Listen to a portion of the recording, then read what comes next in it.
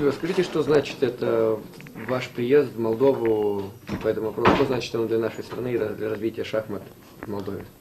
Ну, я считаю, что это важный, очень важный визит, потому что все-таки Молдова это здесь есть шахматная культура, вы были часть Советского Союза, и здесь осталось это шахматное наследие, шахматная культура. Ну, конечно, после перемены оно немножко остановилось, но сейчас будет новый толчок, который мы вместе с Европейским парламентом, и наша декларация историческая, которую мы сделали, я думаю, что поможет вам. У вас есть очень важная Национальная шахматная академия с очень серьезными людьми, которые работают над проектами, директором Иваном Гырницем и его командой. Я считаю, что вместе с Министерством образования, вместе с Государственным университетом, вы, молдовские шахматы, на правильном пути. Я считаю, что как раз и мы планируем визит Гарри Кимовича Каспарова в следующем году, и мы, как Федерация, Европейской Федерации, будем помогать и делать все, что возможно, чтобы подтянуть шахматы здесь, в Молдове.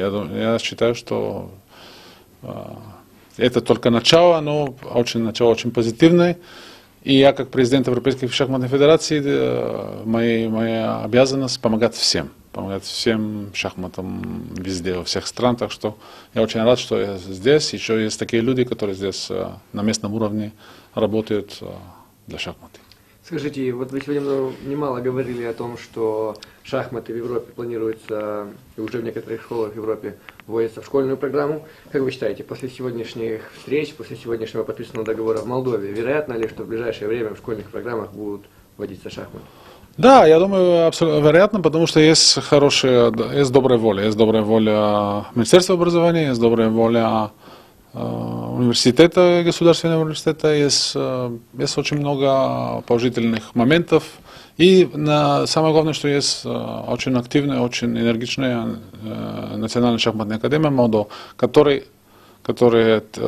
тянет и развивает эти проекты. И это очень важно. Я думаю, что все эти институции вместе обязательно рано или поздно этот труд даст свои плоды. Конечно, это будет не сразу, но я думаю, что база есть, и надо работать. Ну, и мы будем помогать. Вы, как президент Федерации, не могли бы провести такую параллель, вот шахматный уровень в Молдове, еще, скажем так, 4-5 лет назад и сегодня? Разница? Ну, разница, конечно. Видно, что если я приехал, если Гарри Кимович здесь интересуется развитием, я думаю, что видно, что пошло наверх. Так что несколько лет тому назад не было слышно вообще шахматы здесь, а сейчас уже все знают, что здесь люди работают, что есть проекты, и что Министерство образования заинтересовано. То есть есть очень большой скачок вперед. Так что надо держать этот уровень и развивать его вперед. Ну и последний вопрос. Что вы слышали о гроссмейстерах молдавских шахмат на международном уровне? Ну, есть несколько известных гроссмейстеров в мире, конечно. Это Балаган, Юрдакеску и Светушкин. Это гроссмейстеры, которые так на виду.